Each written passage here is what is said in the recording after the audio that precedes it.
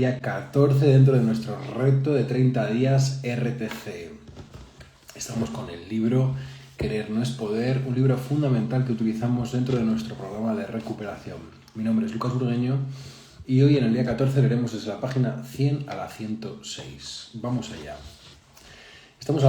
Les recuerdo que estamos hablando de los rasgos que tienen que ver con la personalidad adictiva. Y hemos estado viendo una serie de rasgos y continuamos hoy desde la autocensura. Como teme ser objeto de desaprobación, críticas y rechazo, el adicto examina constantemente su propia apariencia, su conducta, sus comentarios y su desempeño, y es severamente autocrítico. Es como si tuviera un censor susurrándole todo el tiempo al oído: no deberías haber hecho eso, o no digas tal cosa. Alice Miller, autora del aclamado libro Drama of the Gifted Child, denomina a ese censor interno el heredero de los padres, porque por lo general es el resultado de haber aprendido a reprimir el verdadero yo para complacer a los padres. Este constante autoexamen es uno de los rasgos más dolorosos de la personalidad adictiva, como nos manifiesta Joel, un alcohólico y adicto a la heroína. Daría cualquier cosa por desprenderme de esta autoconciencia. Me siento como en una prisión, incapaz de hacer un solo movimiento sin estar pendiente de mí mismo. El atractivo de algunas drogas adictivas, el alcohol y la heroína en particular, es que tienen el efecto de eliminar el censor interno a través de deprimir el funcionamiento mental. Abro aquí paréntesis para señalar que a día de hoy muchas personas que hacen uso de la ketamina también. La ketamina también ayuda a esta sensación de apagar mi mente. Me dicen muchas veces personas que están en recuperación de ketamina, como apagar el cerebro, apagar este automachaque interno. Cuando aparece un estresor, cuando aparece un contratiempo, cuando aparece algo que no va como la persona le gustaría que fuera, cuando aparece la realidad en su forma más cruda, la ketamina también ayudaría en esta función de apagar la mente, apagar a este crítico interno. Continuamos. Sentimientos de culpa. La mayoría de las personas adictas e incontroladas experimentan fuertes sentimientos de culpa, algunos de los cuales se relacionan con cosas que han hecho estando bajo el influjo de la adicción. Pero puede haber otra razón por la que el individuo propenso a la adicción se siente tan culpable. La culpa puede ser una pantalla de humo que encubre una hostilidad reprimida.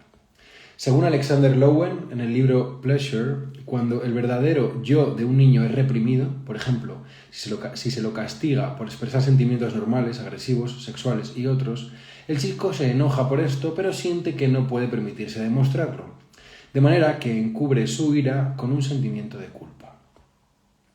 La adicción suministra entonces un punto focal o una especie de anclaje para la culpa, una razón para sentirse culpable y un modo de actuar en consecuencia. Sirve para mantener refrenada la acuciante hostilidad reprimida, al mismo tiempo que suministra un autocastigo para esta. Y el ciclo se autoperpetúa. Cuanto más culpa siente el adicto, más busca alivio en la droga, lo que no hace sino provocarle más sentimientos de culpa y más necesidad de buscar alivio. Este sería el rasgo de los sentimientos de culpa. Siguiente rasgo. Dificultades para controlar la ira. El individuo proclive a la adicción, por lo general, está mal capacitado para expresar su ira de una manera apropiada. O bien la destierra al inconsciente y la hace actuar en contra de sí mismo o de otros, o bien la desplaza a través de inculpaciones o estallidos inapropiados de furia. En cualquiera de los dos casos, la controla mal. Las adicciones se convierten en un camino para descargar y, por lo tanto, tratar la agresión. Después de todo, las adicciones implican una suerte de violencia contra uno mismo. Hacen estragos en las personas más cercanas al adicto y, en el caso de adicciones como las drogas ilegales o el sexo, también significan una actitud de desprecio hacia la sociedad.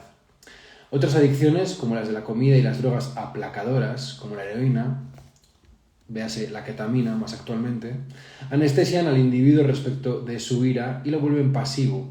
De este modo el adicto evita asumir la responsabilidad de controlar su furia de un modo apropiado. Siguiente rasgo. Depresión subyacente. Los estados de ánimo depresivos crónicos, ya sean conscientes o reprimidos, son también característicos de las personas propensas a la adicción. Ciertos sentimientos internalizados y a menudo reprimidos de culpa, vergüenza y rencor contribuyen a crear esta fuerte sensación de depresión.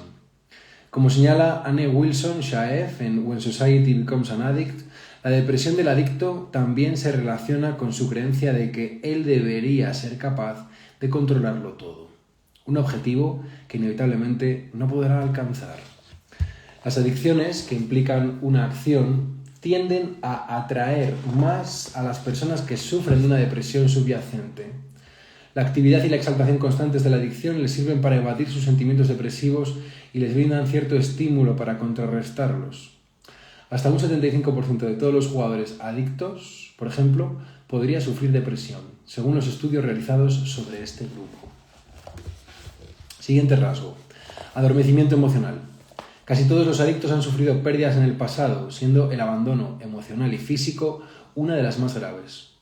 Si esos sentimientos fueron demasiado intensos como para poder enfrentarse a ellos durante su infancia, el adicto posiblemente haya aprendido a tragárselas, como hace literalmente el comilón incontrolado.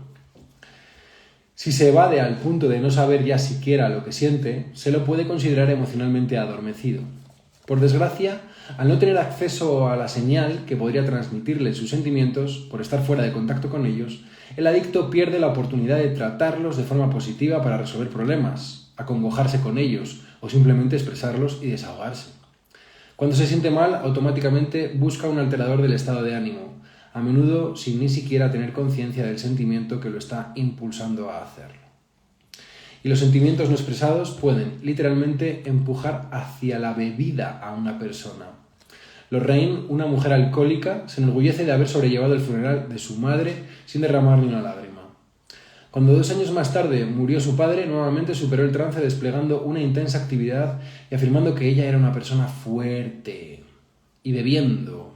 Ahora, Lorraine está en proceso de recuperarse en Alcohólicos Anónimos y recuerda: ni siquiera supe qué significaban los sentimientos hasta que dejé de beber. Durante mi infancia, en mi familia, no había ninguna manifestación de emociones, excepto una furiosa cólera. Y yo no tenía ni la más mínima idea de cómo expresar o verbalizar sentimientos. Las adicciones parecen estar hechas a la medida de los individuos, emocionalmente adormecidos. Los ayudan a mantener a raya sus sentimientos al mismo tiempo que les proporcionan suficiente actividad, sensaciones, crisis y emoción como para contrarrestar la sensación de mortal inercia que experimentan internamente y hacerles sentir, al menos, que están vivos. Siguiente rasgo: tensión interior. Muchas veces la persona propensa a la adicción se ve empujada por una tensión interna o un desasosiego interior a tratar de estar en constante actividad.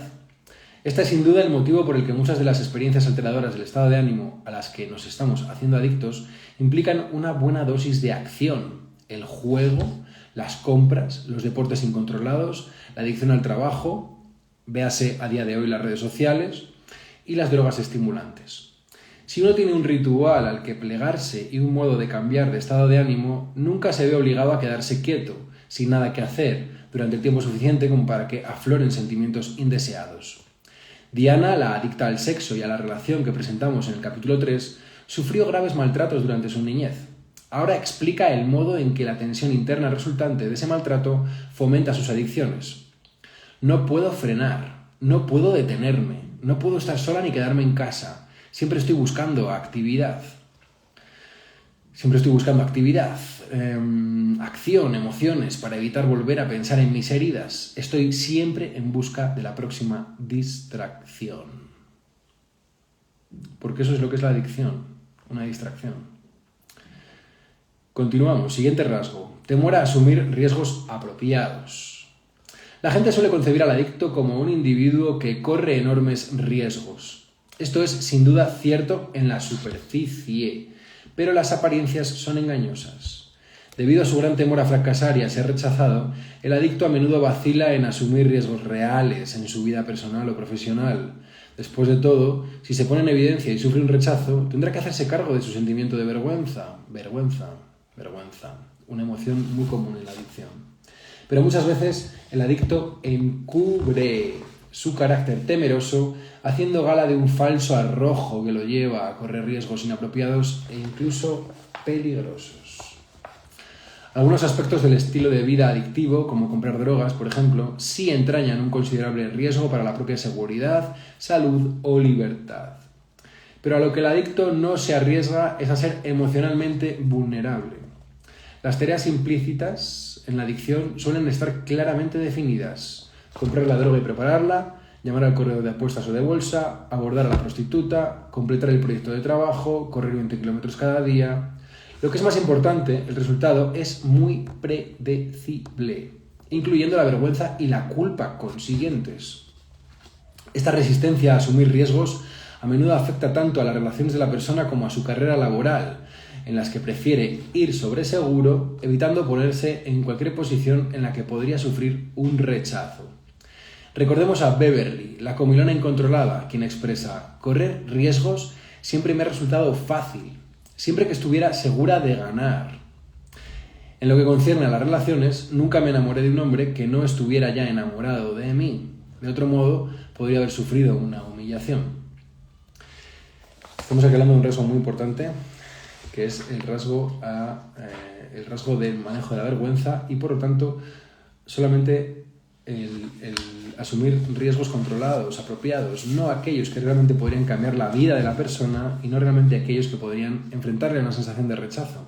Por lo tanto, recordemos que el ritual de consumo, el ritual de cualquier conducta adictiva, es algo que la persona controla. O sea, es como el enamoramiento de lo familiar, aunque sea dañino. Mantiene a la persona en una zona que sabe manejar y que puede controlar. Siguiente rasgo: necesidades de dependencia ocultas. Por lo general, la persona propensa a la adicción tiene enormes necesidades de dependencia insatisfechas que le han quedado de su infancia, como analizaremos en el siguiente capítulo. De adulto, como consecuencia, a pesar de presentar casi siempre una fachada de independencia, buscan con afán algo o alguien que lo haga sentirse protegido, seguro y pleno. En el libro How to Break Your Addiction to a Person, Howard Halpern le llama a esto avidez de apego. Con frecuencia, sin embargo, los adictos no tienen conciencia de lo dependientes que son. Su condición de necesitados, al tiempo que de hecho los controla y los empuja a la adicción, opera por debajo del nivel consciente. Muchos, incluso, han desarrollado una personalidad exterior que los hace aparecer como individuos duros, desenvueltos, dispuestos a correr riesgos e independientes, una imagen que la adicción ayuda a promover. Pero detrás de esta fachada se oculta una profunda condición de necesidad. Para la persona con necesidades de dependencia ocultas, la adicción es perfecta. Le produce alivio satisfaciendo sus necesidades en forma pasiva y como por arte de magia.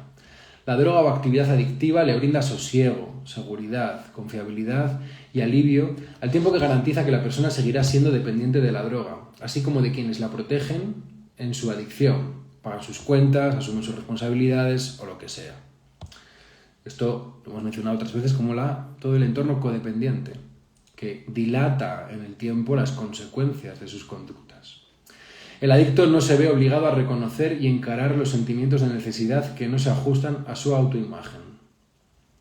Siguiente rasgo: dificultades con las figuras de autoridad.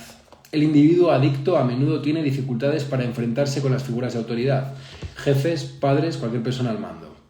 Esto se relaciona con el hecho de que él debe sentirse omnipotente y en ejercicio del control, o verse agobiado por sentimientos de impotencia y humillación. Algunas adicciones por sí mismas representan la lucha del individuo contra la autoridad. El uso de drogas ilícitas es un desafío a las autoridades. Los anoréxicos no admiten que se les diga cuánto deberían pesar, y los gastadores, adictos, no se detienen ante el vencimiento de sus créditos. En el caso de algunas otras adicciones, como la de trabajar en exceso, el adicto maneja su temor a la autoridad procurando, de forma incontrolada, complacer o incluso ser la autoridad. Siguiente rasgo: inculpar a otros.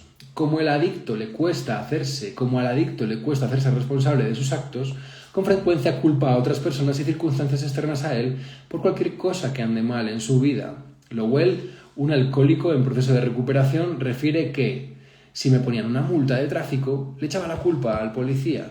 El hecho de que yo me había pasado una señal de stop era totalmente improcedente en lo que a mí me concernía. El problema era que este tipo me había puesto la multa. La persona que culpa a los demás en lugar de hacerse responsable de sus actos es particularmente propensa a caer en las adicciones, porque su actitud le hace casi imposible resolver sus problemas. Si no acepta ninguna responsabilidad por sus problemas, también pierde el poder de cambiarlos. Por eso es que durante la recuperación es muy importante hacer un inventario de los errores que uno ha cometido y hacerse responsable de ellos. En la recuperación, uno renuncia a la posición de víctima a cambio de un mayor sentido del propio potencial. Siguiente rasgo: escasa capacidad para afrontar las cosas. Como escribe Stanton Peele en The Meaning of Addiction, quienes dependen de los estados de ánimo que les provocan las drogas solo desean modificar sus sentimientos, ya que no creen que ellos mismos puedan influir en las situaciones que causan esos sentimientos. Hay algo de verdad en lo que se refiere a esa impotencia percibida, porque en muchos casos la persona propensa a la adicción nunca ha aprendido cómo resolver problemas y afrontar las cosas, sino que solo aprendió a echarles la culpa a los demás. Entre las herramientas de las que carece se cuentan las capacidades de detenerse a evaluar un problema, ponderar las opciones, tolerar la ambigüedad y la frustración, autoobservarse sin ser implacable, el adicto solo sabe juzgar y culpar a otros o a sí mismo. Quinta, comunicarse directa y honestamente, estableciendo fronteras claras. Sexta, emprender acciones directas y constructivas para resolver problemas. Y séptima, resolver conflictos a través de la negociación y la cooperación. Obsérvese que también como sociedad carecemos de estas capacidades, lo cual es una importante razón por la que nos hemos convertido en una sociedad del arreglo rápido. Abro paréntesis aquí para decir que dentro del sistema de recuperación que desarrollamos nosotros, todas estas habilidades, ¿no?, de detenerse a evaluar un problema, ponderar opciones, pros y contras, tolerar la ambigüedad y la frustración, autoobservación, sin ser implacable, la parte de habilidades de autoobservación emocional, de pensamientos, de la impulsividad, comunicación directa y honesta a través de los diferentes modelos de comunicación que trabajamos dentro de CEMIC, emprender acciones directas y constructivas para resolver problemas, el diseño de propósitos y de objetivos claros. 7. Resolver conflictos a través de la negociación y la cooperación, en nuestro modelo, el modelo DESC, que hemos desarrollado en la comunidad. Todas estas son habilidades que hay que entrenar una por una, de forma sistemática, sin mambo chambo, sin habladurías, sin entrar en tópicos y con ejercicios específicos y pragmáticos. Cuando hablo de que sean pragmáticos, hablo de que estén en un contexto. La tecnología no se da en el vacío, se da en un contexto aplicado. Y eso es lo que tenemos precisamente dentro de nuestro sistema, una tecnología de cambio. Continuamos. Como hemos visto, al mismo tiempo que elude la necesidad de resolver problemas utilizando un alterador del estado de ánimo, el adicto se crea además problemas de los que tenía, más problemas de los que tenía al principio, y el escape a través de la adicción le resulta cada vez más atractivo. Ya vamos al final del día 14 de las páginas 100 a 106 y la pregunta para hoy es: ¿qué parte de mí intento ocultar a otros? Podría tener que ver con esa parte vulnerable, esa parte que experimenta emociones de vulnerabilidad, de miedo, de tristeza, de soledad. Hay muchas y uno de los ejercicios que hacemos dentro del curso avanzado 2 en la comunidad tiene que ver con el ejercicio de la sombra, de aprender a integrar esta parte dentro de nosotros que muchas veces rechazamos. Así que los que estéis en la comunidad, los que estéis en el RTC, respondéis a esta pregunta hoy en el día 14, ¿qué parte de mí intento ocultar a otros? Y si no estás dentro de la comunidad, pero estás haciendo el reto, enhorabuena, es el primer paso para empezar a salir de tu conducta adictiva o de tu patrón negativo. La pregunta es: ¿qué parte de mí intento ocultar a otros? Déjame en comentarios cuál es tu respuesta a esta pregunta y qué estás obteniendo del reto también. Me interesa. Ya vamos por el día 14, casi vamos a cruzar el Ecuador mañana. Vamos a cruzar el Ecuador del reto. Y recuerda que la conducta adictiva no se supera cuando dejas de hacerla, sino cuando empiezas a comprender para qué haces lo que haces. Mi nombre es Lucas Burgueño y nos vemos mañana para el día 15 del reto RTC de 30 días.